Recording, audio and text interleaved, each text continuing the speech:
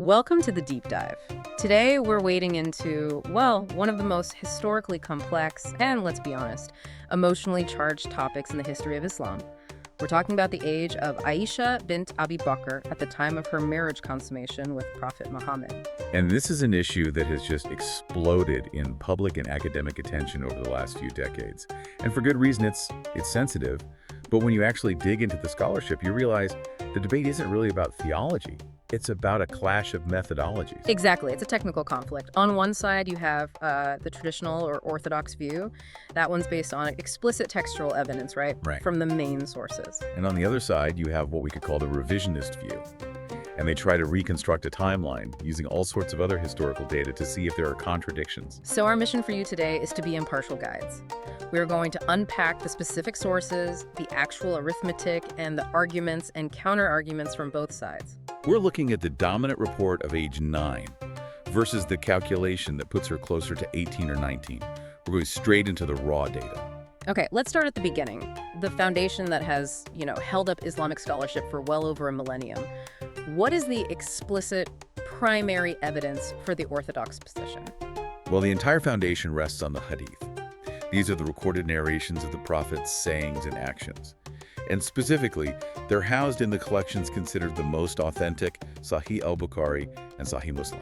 And crucially, these aren't third-party accounts, are they? This isn't someone else talking about her. No, and that's the absolute defining factor. These are first-person accounts narrated by Aisha herself. They detail her betrothal at 6 and the consummation of the marriage when she was 9. It's an explicit testimonial. It's not just one report. Not at all. It's found across multiple chains of transmission, right there in the absolute top tier of Islamic literature. When we say top tier, we have to talk about the process. Why do traditional scholars hold these specific reports as so definitive? What makes them, superior to other types of history? It all comes down to the verification process, which is called isnad, the chain of transmission. For a hadith to be ranked sahih or authentic, its chain has to be perfect, unbroken. Every single narrator in that chain has to be proven to have an impeccable memory and total honesty. So it's a very high bar. An incredibly high bar.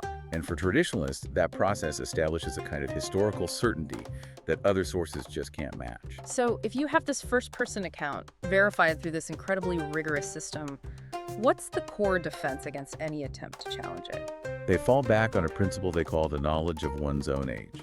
The argument is simple, but really powerful. It is highly, almost impossibly implausible that Aisha would be mistaken about her own age. Right. I mean, she was famous for her sharp intellect, her memory. She narrated over 2,000 traditions.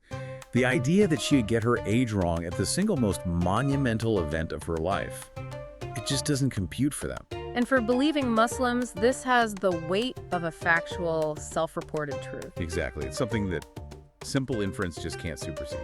And it's so important for you, the listener, to understand this wasn't some disputed point for centuries. This wasn't a minority view. No, it was the consensus, the ijma.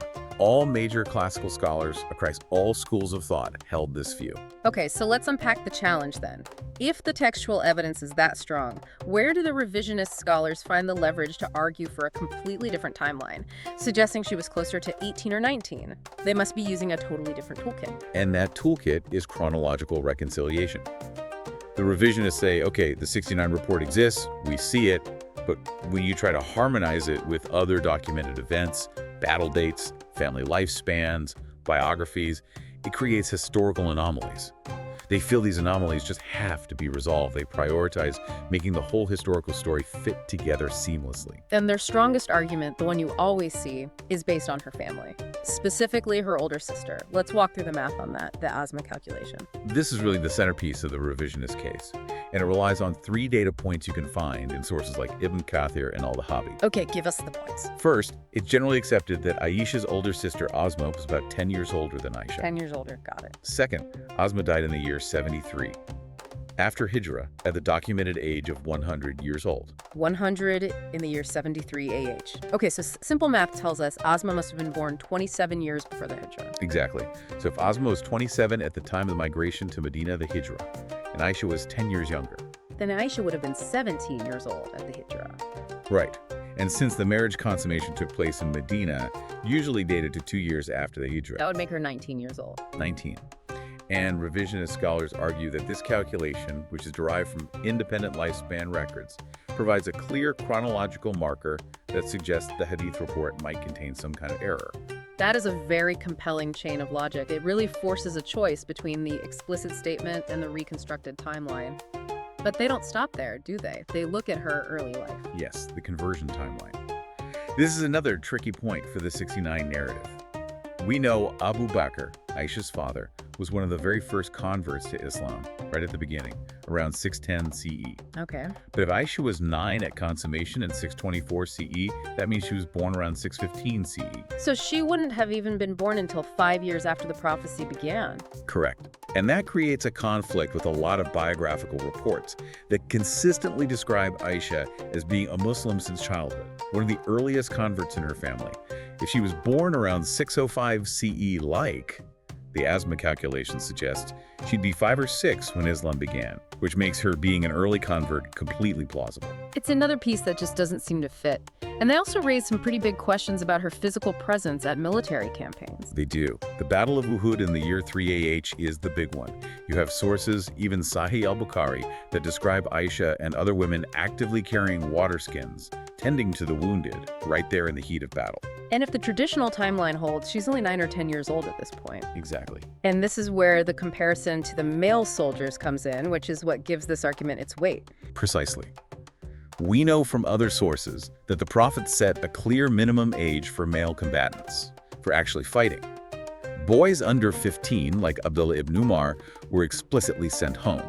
So the revisionists ask, if a 14-year-old boy was considered too young to be near the fighting, how plausible is it that a 9 or 10-year-old girl was performing these strenuous, dangerous support roles right near the front lines? They argue it suggests a young woman, not a child, someone who had reached physical maturity. At least 13 to 15, at a minimum, they'd argue.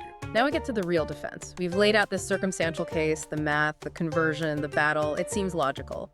But the traditional side has a powerful answer. How do they defend the 69 reports against all this? They defend it by attacking the strength of the revisionist sources and the interpretation of the evidence. It's actually a very sophisticated defense. Okay, so let's take the ASMA calculation first. The math seems undeniable. How do they counter the arithmetic? They critique the first premise. The certainty is Asma's age.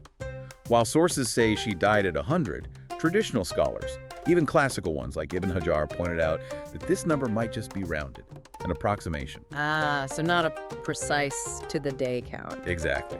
In 7th century biographical notes, that kind of precision wasn't guaranteed.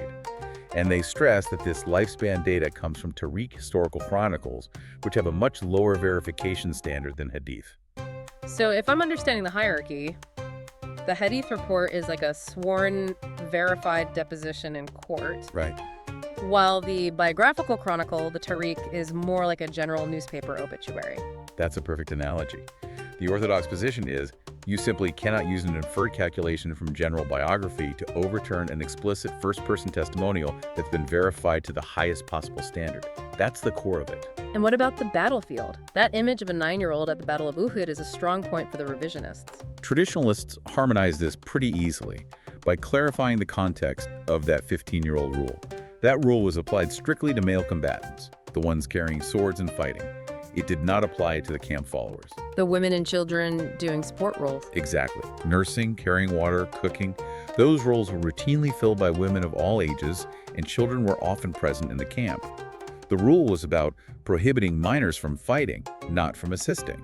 That's a huge contextual difference. Now, you mentioned a structural weakness in the revisionist argument that traditional scholars seize on. Absolutely, they ask. If the 69 report is flawed, why can't the new calculations agree with each other? The Asma's calculation gives you age 19, but the Battle of Uhud argument only gets you to a minimum age of, say, 13 to 15.